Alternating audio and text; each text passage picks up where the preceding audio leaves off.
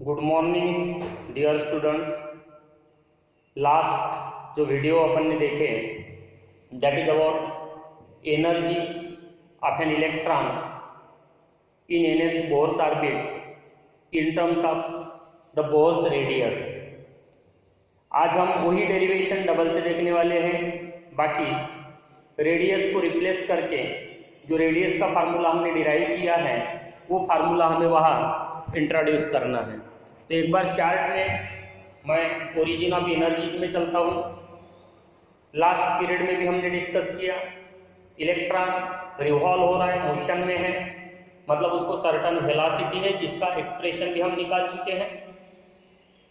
तो उस वेलोसिटी के कारण, मोशन के कारण उसको काइनेटिक एनर्जी होती है। अगर इलेक्ट्रॉन के रिवॉल्यूशन के लिए नेसेसरी सेंट्रीपिटल फोर्स ना मिला होता, न्यूक्लियस और इलेक्ट्रॉन्स के बीच में वो ना होता, तो इलेक्ट्रॉन रिवॉल्व नहीं होता। मतलब न्यूक्लियस के कारण इलेक्ट्रॉन, मतलब एक चार्ज जो भी है उसके ऊपर फोर्स एक्सर्ट हो रहा है, और जहाँ फोर्स एक्सर्ट होता है वहाँ पोटेंशियल एनर्जी भी होती है। और इसलिए इलेक्ट्रॉन को मोशन के कारण काइनेटिक और इस पोटेंशियल के कारण या फोर्स के कारण बोलो न्यूक्लियस द्वारा जो एक्सर्ट होता है उसको पोटेंशियल एनर्जी भी है, और दोनों का कॉम्बिनेशन हमें टोटल एनर्जी देता। मैं शार्ट में बता रहा हूँ यहाँ जो डेरिवेशन अपन ने देखे थे, और बाद में उसको अपन रेडियस को रिप्लेस करके प्रिंसिपल क्वांटम नंबर में एक्सप्रेस करेंगे। तो लास्ट लेक्चर में अपन ने पहले पोस्टुलेट से देखे mv² by r equal to 1/4πε0 e square divided by r square. ऐसा ही पहला पोस्टुलेट का इक्वेशन है। r इधर है, स्क्वायर इधर है, तो कैंसिल किए थे अपन ने और हमें मिला था mv²। बाद में अपन ने 1/2 करे थे, इधर ये 4 का 8 हो गया था, और हाफ mv² होता है काइनेटिक एनर्जी, इसलिए फिर हमें काइनेटिक एनर्जी का एक्सप्रेशन मिला था 1/8πε0 into e² divided by r। बाद में हम पहुंचे थे पोटेंशियल एनर्जी के लिए। तो सबसे पहले मैंने पोटेंशियल का फार्मूला बताया था general 1/4πε0 due to point charge q, it is q divided by r। यहाँ न्यूक्लियस के कारण हम देख रहे हैं कि पोटेंशियल ऑर्बिट में यानी ऑर्बिटल रेडियस डिस्टेंस पे कितना रहेगा। तो यहाँ e हाइड्रोजन के लिए और in terms for other elements actually it is z into e। तो ये फार्मूला पोटेंशियल का हो गया। तो पोटेंशियल एनर्जी के फार्मूले में हम गए थे से e सफिक्स p, it is potential into जिसके ऊपर ये पोटेंशियल एक्सर्ट हो रहा है वो चार्ज जो कि यहाँ इलेक्ट्रॉन है तो माइनस e, और फिर हमें मिला था ये -1/4πε0 into e divided by r। ये फार्मूला मिला था पोटेंशियल एनर्जी का। ये फार्मूला है काइनेटिक एनर्जी का, ये फार्मूला है पोटेंशियल एनर्जी का। से it is e suffix k, it is e सफिक्स p, और बाद में दोनों को मिलाया था हमने। तो जो हमें टोटल एनर्जी देता है e सफिक्स t, वो आया था हमारा -1/8πε0 into e² divided by r, e² divided by r। Potential energy में जो नेगेटिव साइन आया था उसके बारे में अपन ने कहा था कि it is force of attraction. ये एक मीनिंग बताना पड़ता है उसका। और दूसरा, यहाँ जो नेगेटिव साइन है हम कहेंगे कि जो इलेक्ट्रॉन है it is bounded with nucleus, bounded with nucleus. तो ये जो टोटल एनर्जी है वो हमें रेडियस में मिली। बाकी इसको हमें लेके जाना था प्रिंसिपल क्वांटम नंबर में। तो e सफिक्स p इक्वल टू -1/8πε0 e² और ये डिवाइड वाला r मैं इस प्रकार से लिख रहा हूँ डिवाइडेड बाय r। और ये जो r का फार्मूला है रेडियस का हम निकाल चुके हैं। r इक्वल टू ये nth ऑर्बिट की radius ε0 h n² divided by pi m²। ये फार्मूले याद होने चाहिए, लिख कर देखने पड़ेंगे तभी याद हो जाएंगे।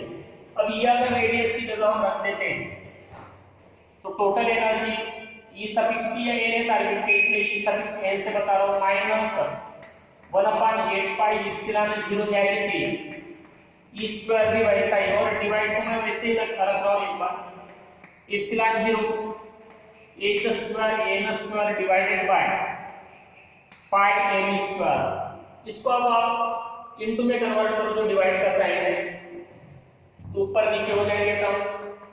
en is minus 8 pi epsilon 0 e square है, इसको इनटू में लेकर आए तो पाई m स्क्वायर ऊपर चला गया और epsilon 0 h square n square नीचे आया।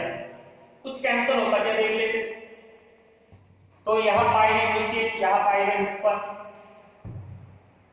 बाकी कुछ भी कैंसिल होते हुए नजर नहीं आ रहा है।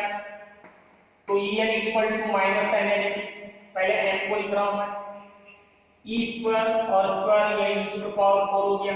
नीचे आ जाते हैं 8, बाद में इप्सिलॉन इधर भी है, इप्सिलॉन इधर भी है, तो epsilon 0 square h square n square. And this is formula for total energy of an electron in nth Bohr's orbit in terms of n, that is principal quantum number। अगर इस term की बात करते हो, यहाँ देखो निगेटिव साइन है again, electron is bounded with the nucleus. और इस टर्म की अगर बात करते हो तो m कांस्टेंट है, e कांस्टेंट है इसलिए e to the power 4 constant है, 8 कांस्टेंट है, इप्सिलॉन 0 कांस्टेंट है इसलिए स्क्वायर भी इसका क्या कांस्टेंट हो गया, h स्क्वायर भी कांस्टेंट हो गया। मतलब en is some constant into 1 by n square implies En, that is total energy in nth orbit, is inversely proportional to square of the principal quantum number, inversely proportional to square of the principal quantum number। अगर हम पहले orbit की बात करते हैं तो n की जगह पे अपन 1 रखेंगे तो हमें E1 मिलेगा minus m e to the power 4 8 epsilon 0 square h square और n की जगह रखे 1, मतलब फिर en क्या बन जाएगा, E1 divided by n square, क्योंकि ये जो भी राउंडेड पार्ट मैंने बताया वो E1 बन रहा है minus m e to the power 4 8 epsilon 0 square h square, और इसलिए फिर En बनेगा E1 divided by n square. मतलब अगर हम E1 की वैल्यू निकालते हैं तो बाद में हायर डिफरेंट ऑर्बिट्स की जो एनर्जी है वो निकल सकती है। तो यहाँ मैं कैलकुलेशन तो नहीं करता लेकिन डायरेक्ट वैल्यू बता देता हूँ। समझो अगर हमने mass, that is mass of electron यानी कि 9.31 9.1 into 10 to the power minus 31, charge of electron 1.6 into 10 to the power minus 19, epsilon 0 8.82 into 10 to the power minus 12, h की जो भी वैल्यू है 6.63 into 10 to the power minus 34, ये सभी अगर रखते हैं तो हमें ये एनर्जी जो मिलती है 13.6 इलेक्ट्रॉन वोल्ट आती है। जूल जैसा यूनिट है, इलेक्ट्रॉन वोल्ट भी एनर्जी का यूनिट है, और फोटो इलेक्ट्रिक इफेक्ट में 1 जूल यानी 1 इलेक्ट्रॉन वोल्ट की वैल्यू कितनी होती है जूल में, 1.6 into 10 to the power minus 19 joule, ये बता चुका हूँ मैं। अब हमें पहले ऑर्बिट की एनर्जी मिली, रिलेशन है E1 by n स्क्वायर, तो हायर ऑर्बिट्स की एनर्जी अपने को मिल सकती है क्योंकि En is E1 divided by n square. Therefore अगर E2 की बात करें तो माइनस 13.6, n की जगह 2 रखो तो 4, इट इज माइनस 4 3 जा 12 4 4 जा यानी माइनस 3.4 इलेक्ट्रॉन वोल्ट हो जाएगा। अगर E3 की बात करें माइनस 13.6 डिवाइडेड बाय 9, क्योंकि 3 का स्क्वायर 9 हो जाएगा, इट इज माइनस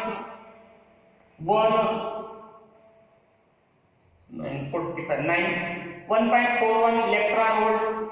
अगर हम और हाइयर में चलते तो E4 minus 13.6 divided by 60, it is 0.85 के आसपास आता है। और भी अगर हाइयर में जाते हैं तो हम डिफरेंट एनर्जीज निकाल सकते हैं। एक बात आप लोगों के ध्यान में आ रही होगी, पहले ऑर्बिट की एनर्जी माइनस 13.6 है, दूसरे में माइनस 3.4, लगभग 10 इलेक्ट्रॉन वोल्ट का डिफरेंस है पहले और दूसरे ऑर्बिट की एनर्जी में। वही अगर अपन दूसरे और तीसरे ऑर्बिट की एनर्जी की बात करते हैं तो लगभग 1.5 का डिफरेंस है। इसमें अगर देखते हैं तो करीब 0.7 के आसपास है, यानी जो एनर्जी डिफरेंस है जैसे जैसे हायर ऑर्बिट्स में जाते हैं तो दो ऑर्बिट्स के बीच के एनर्जी डिफरेंस को अगर ऑब्जर्व करोगे, ये फार्मूला सजेस्ट कर रहा है हाइड्रोजन एटम के लिए, कि एनर्जी जो डिफरेंस है वो कम कम होते जाता है, और ना। तो ये हमें नेक्स्ट एक टॉपिक में जरूरत पड़ने वाली है इसकी, इसलिए ये ध्यान में रखना है। अब हमें नेक्स्ट इसमें जो वीडियो रहेगा उसमें जो डिफरेंट सीरीज की बात शुरू में अपन ने कहा था, मैंने याद करने को भी कहा था आप लोगों को, एक वीडियो में बताया है LBPBP करके, Lyman बामर Paschen bracket P fund, ऐसी 5 जो सीरीज होती है हाइड्रोजन एटम के लिए, उनके वेवलेंथ के डिटर्मिनेशन का जो फार्मूला होता है, जिसको जनरल सीरीज फार्मूला कहा जाता है, वो अपन अभी नेक्स्ट वीडियो में डिराइव करने वाले हैं। तब तक के लिए bye, see you in the next video.